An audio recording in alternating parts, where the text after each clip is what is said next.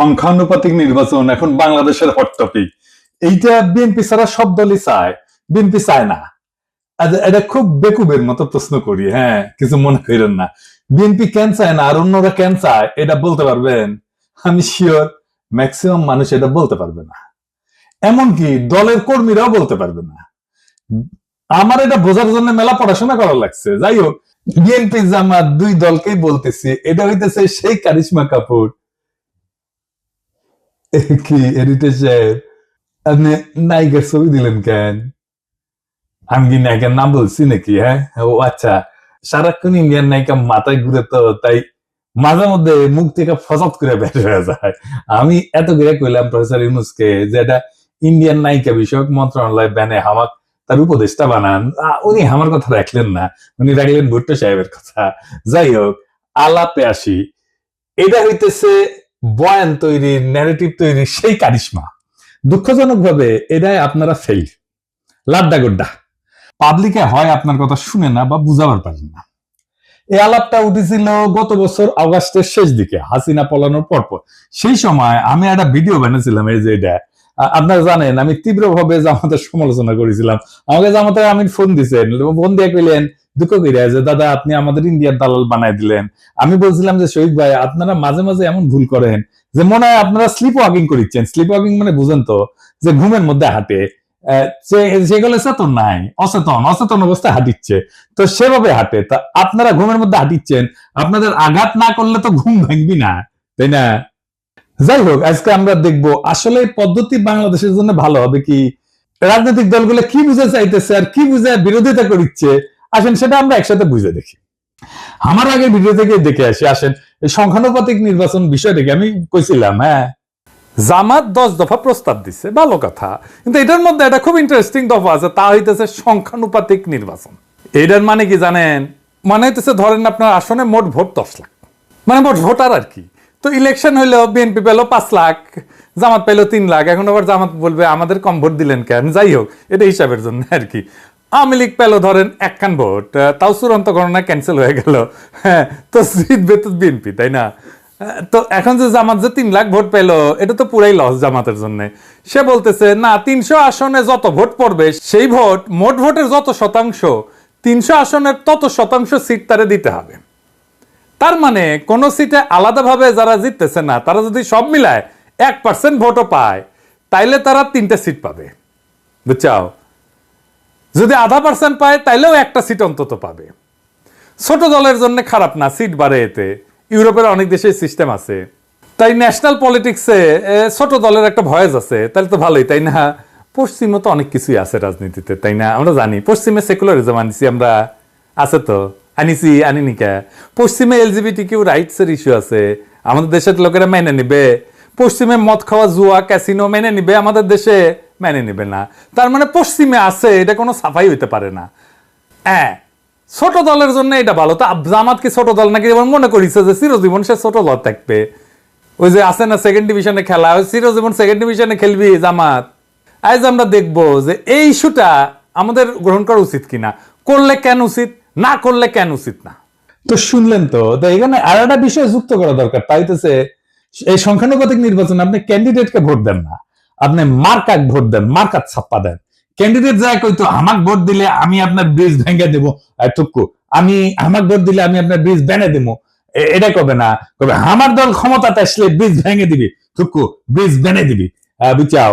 তো এখন এই পদ্ধতি কেন দলগুলা চায় আমি কোনো অনুমান করব না, আমি ওনাদের দলীয় ডকুমেন্ট থেকে দেখাই দিব।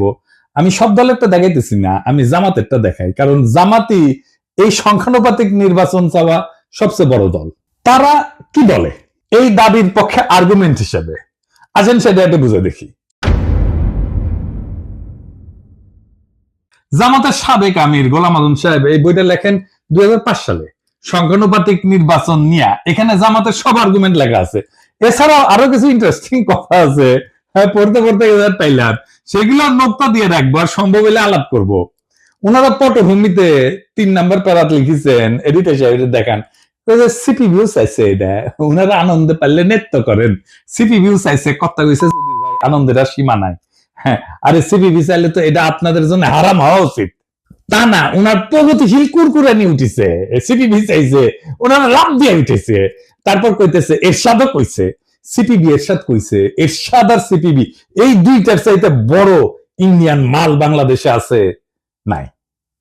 তো এরশাদ আর সিপিবি একসাথে যেটা চায়, এটা যে ইন্ডিয়ার পলিসি, এটা বুঝেন না। তো তাল তলায় গেছে, এই সহজ সমীকরণ বুঝেন না। আসল আলাপে আসার আগে আরেকটা ইন্টারেস্টিং কথা দেখাই। 11 পৃষ্ঠা এডিটর সাহেব দেখান, ওনারা কইতেছেন প্রচলিত রাজনীতি হলো পাওয়ার পলিটিক্স বা ক্ষমতার রাজনীতি। দেশ গড়া আসল লক্ষ্য না, ক্ষমতাসীন হওয়াই আসল লক্ষ্য। ক্ষমতা ওনার কাছে খুবই খারাপ জিনিস। হে খোদা, আমার উঠে নাও, নয়তো দড়ি ফেলাও, ব্যয় উঠে যায়। হ্যাঁ, রাজনীতি তো ক্ষমতার জন্য। রাজনীতি জিনিসটা কি কন্ত, এটাই তো বুঝেন না আপনারা। এবং সেজন্য বলি মাঝে মাঝে জামাত রাজনৈতিক দলই হয়ে উঠতে পারে।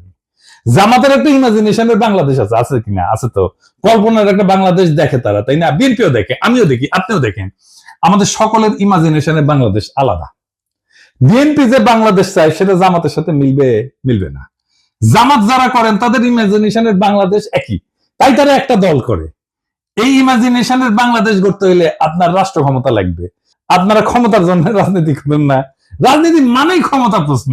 রাজনীতি হচ্ছে ক্ষমতা সম্পর্কের কৌশলগত ক্ষেত্র। রাজনীতি দিয়ে ক্ষমতা তৈরি হয়। জামাত যেটাকে দেশ গড়া বলে সেটাকে আওয়ামী লীগ বলে দেশ ধ্বংস করা। দেশ গড়া কোনো রাজনৈতিক শব্দ না, এটা সাহিত্যের শব্দ। যাই হোক, জামাত বলতেছে, একটাই যুক্তি দিচ্ছে এই সংখ্যানুপাতিক নির্বাচনের জন্য, নির্বাচনের টাকার খেলা বন্ধ করবে সংখ্যানুপাতিক নির্বাচন। আর কোনো দ্বিতীয় যুক্তি নেই। ক্যান্ডিডেটদের টাকা খরচা করতে হয়। দেখেন, টাকা খেলা বন্ধ করার জন্য জামাত সংখ্যানুপাতিক নির্বাচন চায়। খুব সৎ চাওয়া, তাই না? আচ্ছা, জামাতের ভাইরা বলেন তো, আমি বিএনপি জামাতের উদাহরণ দিব না, কারণ আপনারা তো ভালো ছেলে, সন্ধ্যাবেলা হাত মুখ ধুয়ে পড়তে বসেন, তাই না? তো ধরেন জাতীয় পার্টি, যে খারাপ পার্টি আপনাদের কাছে, তাই না? সে তো 7% ভোট পায়, তাই না? বাংলাদেশে মানে সে 21টা সিট পাবে, পাবে কিনা? 21টা না পেলে 15টা পাবে, 15টা না পেলে 10টা পাবে, 10টা না পেলে 5টা তো পাবে নাকি? এর মধ্যে যদি সে এক একটা সিট 500 কোটি টাকায় বিক্রি করতে চায়, হবে না বিক্রি? আপোষে হবে। আওয়ামী লীগের লোকেরাই কিনে নেবে। মজা তো, এলাকায় যাইতে হইলো না, মারপিট করতে হইলো না, ক্যাম্পেইন করতে হইলো না, ভোট কেন্দ্র দখল করতে হইলো না, এমনকি রাজনীতি করতে হইলো না, আপনাকে এমনকি নমিনেশনও কিনতে হইলো না। শোনা যায় নমিনেশন দিয়ে অনেকে টাকা পয়সা নেয় আর কি, অনেক দল আর কি। না, আমার কইলাম না আর কি, আপনারা জানেন। আপনার টাকা আছে, আপনার জিতা সিট কিনে নিলেন, নো রিস্ক, হারার কোনো ভয় নাই। ধরেন দল এলাকা ভাগ করে দিল, বললো যে এখন যে সিট আছে ওইভাবে ভাগ করলো।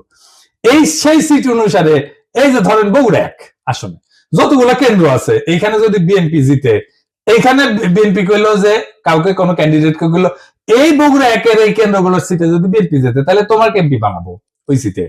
তুই ক্যান্ডিডেট খরচা করবে না জেতার জন্য, পারবেন টাকার খেলা কমাইতে, বরং বাড়াই দিবেন টাকার খেলা, আরো কেন্দ্রীভূত করে দিবেন। কারণ ওই পাবলিককে জনগণ ভোট দেবে না, ওই পাবলিককে সিলেক্ট করবে দলের নেতা। আর কি কি সমস্যা আছে? বাংলাদেশের প্রধান রাজনৈতিক দলগুলোতে তো আভ্যন্তরীণ গণতন্ত্র প্রায় অনুপস্থিত, নেতৃত্ব অত্যন্ত কেন্দ্রীভূত। এই পদ্ধতিতে, সংখ্যানুপাতিক পদ্ধতিতে দলীয় তালিকা তৈরি হবে কেন্দ্রীয় নেতৃত্বের মাধ্যমে। এটা স্থানীয় জনপ্রতিনিধিত্বকে দুর্বল করে দিবে। দলীয় নেতৃত্ব ক্ষমতা আরো কেন্দ্রীভূত করবে এবং স্থানীয় পর্যায়ে জবাবদিহিতা কমবে। দলের শীর্ষ নেতৃত্বই নির্ধারণ করবে কে সংসদে যাবে। ভোটারদের প্রত্যক্ষ ভোটের ক্ষমতা কমে যাবে। মানে এখন তো জনপ্রিয় নেতা হলে তার জেতার চান্স থাকে, তাই না? মানুষের কাছে ভালো হইতে হয়, সেটা কোনো দরকারই পড়বে না। দেখেন, আমরা অনেকে মনে করি রাজনীতি মানে হচ্ছে নির্বাচন, আইন, সংসদ, এই সমস্ত কিছু। কিন্তু রাষ্ট্রবিজ্ঞানী মোস্তাক আহমেদ একটা খুব সোজা কথা বলেন। উনি বলেন যে রাজনীতি আসলে একটা অদৃশ্য বোঝাপড়া। সেটাতে ঠিক হয় কে ক্ষমতায় থাকবে, কে টাকা খাবে, কে নিরাপদে থাকবে। এই বোঝাপড়াকেই বলা হয় পলিটিক্যাল সেটেলমেন্ট, বা বাংলায় বলে রাজনৈতিক বন্দোবস্ত। এই রাজনৈতিক বন্দোবস্তই ছাত্ররা ভাঙতে চাইছিল, আর সেটাকেই তারা বলছিল নতুন রাজনৈতিক বন্দোবস্ত। বুঝিছাও? তো এই বন্দোবস্ত লিখিত না, কিন্তু কিন্তু খুব বাস্তব। বড় বড় রাজনৈতিক দল, আমলা, ব্যবসায়ী গোষ্ঠী, পুলিশ, বিচারক, এলিট সবাই এটা অলিখিত চুক্তিতে থাকে। আমি একটু বুঝাই বলি। ধরেন রাস্তার ট্র্যাকে চান্দাবাজি, হাটের ইজারা, ছিনতাই, মাস্তানি, ঠিকাদারি, বালু মাহাল, এই সমস্ত জিনিস আছে না, যেটি থেকে টাকা পয়সা আসে, এটা একটা ইকোনমি আছে। কে তুলবে টাকা, কে নিবে, পুলিশ কত পাবে, রাজনৈতিক নেতা কত পাবে, তৃণমূলের মাস্তান কত পাবে, মন্ত্রী কত পাবে, হাসিনা কত পাবে, এই সবকিছু সেটেলড সেই অলিখিত চুক্তি দিয়া। এটি রাজনৈতিক বন্দোবস্ত। এই বন্দোবস্তের পার্ট এমপি। সে খরচা করে, মাস্তান পালে, কর্মী পালে, পুলিশের সাথে যোগাযোগ রাখে, উকিলের সাথে যোগাযোগ রাখে, স্থানীয় মাফিয়ার উপরে, আন্ডারওয়ার্ল্ডের উপরে নিয়ন্ত্রণ রাখে। এইভাবে এই বন্দোবস্ত টিকা থাকে। হাসিনা চলে যাওয়ার পরে অপরাধ বাড়ছে কেন? কারণ এই আন্ডারওয়ার্ল্ডের উপরে যাদের কার্যকর নিয়ন্ত্রণ ছিল তারা নাই হয়ে গেছে। এখন কেউ সেইভাবে কন্ট্রোল করে না, তাই এরা নিয়ন্ত্রণহীনভাবে যা খুশি করতেছে। এইটা ল অ্যান্ড অর্ডারের বিষয় না, এটা সেই অলিখিত চুক্তি ভেঙে যাওয়ার পরিণতি। আমাদের নতুন বন্দোবস্ত করার আগেই আপনি আরেকটা বন্দোবস্ত ভাঙতেছেন। বাংলাদেশে ইনস্টিটিউশন নাই, গড়ে ওঠে নাই। এই ইনস্টিটিউশনের বিকল্প হচ্ছে রাজনৈতিক বন্দোবস্ত। এইখানে রাজনৈতিক দল, তার নেতা কর্মী একটা জটিল ভারসাম্য রক্ষা করে সমাজকে টিকায় রাখে। এইটা যখন নষ্ট হয়ে যায় তখন প্রতিদ্বন্দ্বী গোষ্ঠীগুলো নিরাপত্তাহীনতায় ভোগে এবং সহিংসতা, দুর্নীতি, রাজনৈতিক অস্থিরতা বাড়ে। আপনি সংখ্যানুপাতিক নির্বাচন করে পুরা পলিটিক্যাল ফেব্রিক ধ্বংস করে দেবেন। কেউ নিয়ন্ত্রণ করতে পারবে না। জেলা শহরগুলোর আন্ডারওয়ার্ল্ড, ঢাকা শহরের আন্ডারওয়ার্ল্ড আপনি নিয়ন্ত্রণ করতে পারবেন না। তার ব্যবসা বাণিজ্য, ভাগ বাটোয়ারা, এই জায়গাটা কে নিবে? তখন আপনি তো সব উলট পালট করে দিচ্ছেন। এলোমেলো করে বেমাল লুটে পুটে খাই, একটা কথা আছে না, আপনি এলোমেলো করে দিচ্ছেন রাজনৈতিক বন্দোবস্তকে। তো ওই জায়গা তো ফাঁকা থাকবে না। তো ওই জায়গাটা কে নিবে? পুলিশ নিবে, যেটা অর্গানাইজড। এখন পুলিশ নিবে, প্রশাসন নিবে, আর একটা হাসিনার শাসন তৈরি হবে। পুরা সমাজ, রাষ্ট্র রাজনৈতিক দলের নিয়ন্ত্রণের বাইরে চলে যাবে। যে দেশে ইনস্টিটিউশন গড়ে ওঠে নাই সেই দেশের রাজনৈতিক বন্দোবস্তই হলো সমাজকে টিকায় রাখার বিকল্প ব্যবস্থা। আর আপনি সেই ব্যবস্থাটিকে ভেঙ্গা সংখ্যানুপাতিক নির্বাচন নামের গুগলি মারলে রাষ্ট্র গড়ায় পড়বে গ্যাংয়ের হাতে, পুলিশের হাতে, প্রশাসনের হাতে, স্থানীয় মাফিয়ার হাতে। আফগানিস্তানে হয়েছিল না? তালেবান আসার আগে এক এক এলাকায় এক এক ওয়ারলর্ড শাসন করতো, এই একই জিনিস হবে বাংলাদেশে। আপনি এই কাজটা করতে যাইতেছেন। পুলিশ আর প্রশাসন শক্তিশালী হয়ে উঠবে, দারুণ।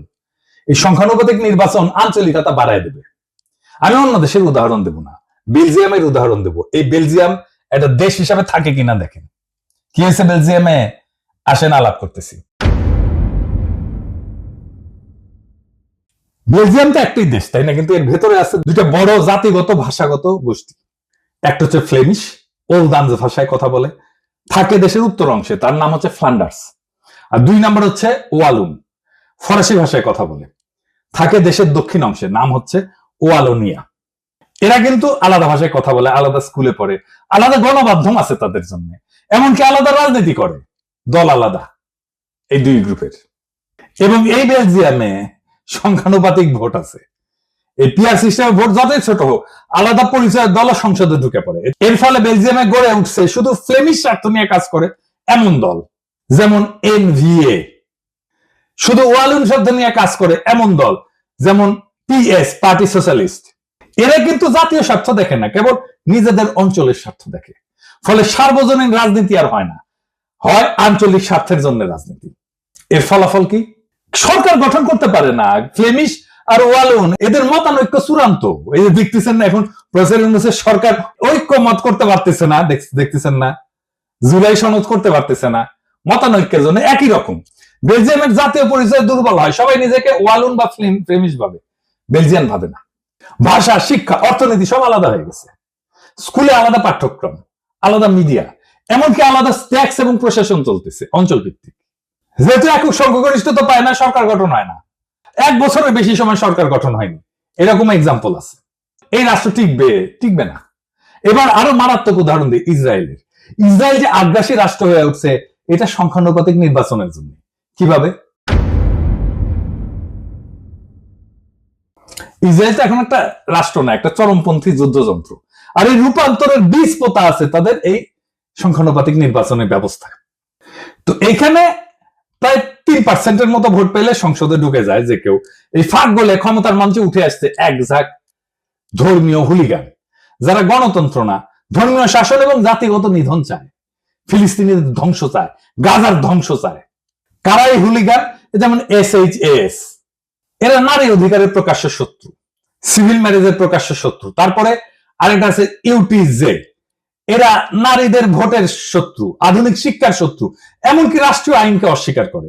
আরেকটা আছে ওরজেমা ইহুদিক, আরবদের নাগরিকত্ব বাতিল করে দিতে বলে, গাজায় গণহত্যা উস্কায় দেয়। এদেরকে ইহুদি তালেবান বলা হয়। এরা 5 থেকে 6% ভোট পায়, কিন্তু মন্ত্রিসভায় তারা নীতি নির্ধারক।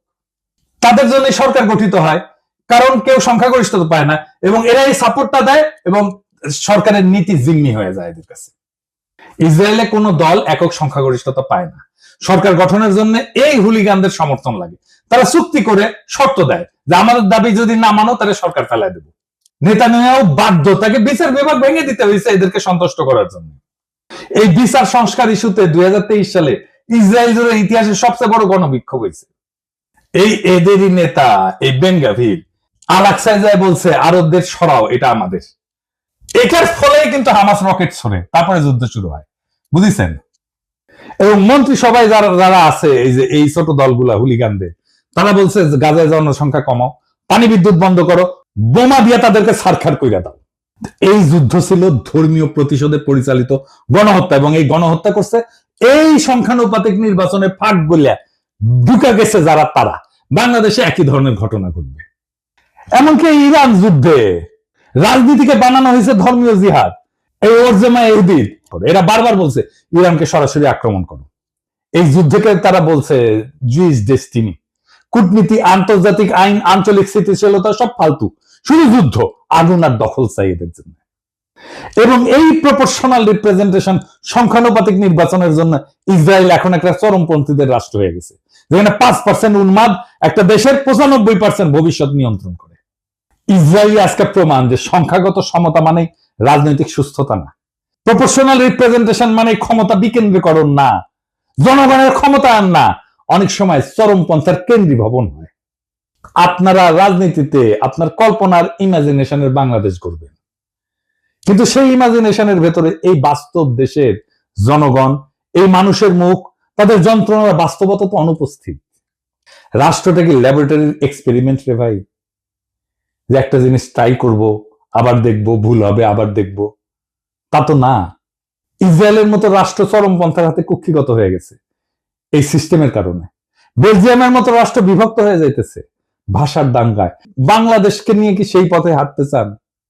আমরা কি দেখতে যাচ্ছি? এমন একটা দেশ যেখানে ভোটার থাকবে কিন্তু কোনো প্রতিনিধিত্ব থাকবে না, যেখানে রাজনীতি থাকবে কিন্তু রাষ্ট্র থাকবে না, যেখানে রাষ্ট্রের নিয়ন্ত্রণ থাকবে স্থানীয় গ্যাং, পুলিশ আর প্রশাসনের হাতে। শক্তিশালী ইনস্টিটিউশন না গড়ে ওঠায় যে রাষ্ট্রের প্রত্যেকটা জেলা এখনো একটা রাজনৈতিক বন্দোবস্তের মধ্যে টিকে আছে, এই প্রপোর্শনাল রিপ্রেজেন্টেশন সংখ্যানুপাতিক নির্বাচন আইসা সেই সামাজিক ভারসাম্য ধ্বংস করে দেবে, রাজনৈতিক ভারসাম্য ধ্বংস করে দেবে। নতুন কিছু গড়ার আগে পুরনোটাকে ভেঙে ফেলতে চাইলে দায়িত্ব তো আপনার রে ভাই। কিন্তু যদি আপনি না জানেন কি ভাঙতেছেন, তাহলে আপনি তো স্থপতি না, আপনি তো ধ্বংসের কারিগর। বাংলাদেশ আজ এক ক্রসরোডে দাঁড়ায় আছে। কিছু দলের ভুল সিদ্ধান্ত, কিছু বুদ্ধিজীবীর নির্বোধ গুগলি আর কিছু বিদেশি থিঙ্ক ট্যাঙ্কের ঠাইসা দেওয়া এক্সপেরিমেন্ট, এসব মিলা আজ রাষ্ট্র এক ভয়ঙ্কর জুয়া খেলায় ঢুকে পড়ছে। একটা দেশ যেটা গণতন্ত্র ছিল ভঙ্গুর, আইনের শাসন ছিল কাগুজে, সেই দেশে আপনি যদি রাজনৈতিক বন্দোবস্ত না রেখা এই সংখ্যানুপাতিক নির্বাচনের সিস্টেম চাপায় দেন, তাহলে না গড়ে উঠবে তা গণতন্ত্র না, তা হবে পলিটিক্যাল মাফিয়ার এনক্লেভ। আর মানুষ শুধু ব্যালটের সেরা কাগজ হয়ে থাকবে। আমরা কি একটা রক্তাক্ত বিপ্লবের পরে এমন একটা পরিণতি চাইছিলাম? বিচারের ভার আজকে আপনাদের উপরে দিলাম। এই দেশ ধ্বংস কইরেন না, এই দেশ ধ্বংস হয়ে যাবে যদি আপনাদের বিবেচনাবোধ অন্ধকার হয়ে যায়, আপনাদের জাজমেন্ট যদি ক্লাউডেড হয়ে যায়। সেই রাস্তায় আমরা হাঁটতে চাই না, আমরা বিপ্লবের রাস্তাতে হাঁটতে চাই। বিপ্লবকে পরিপূর্ণভাবে বিজয়ী কইরা বাংলাদেশকে একটা নতুন রাষ্ট্র করতে চাই। ইনকিলাব জিন্দাবাদ।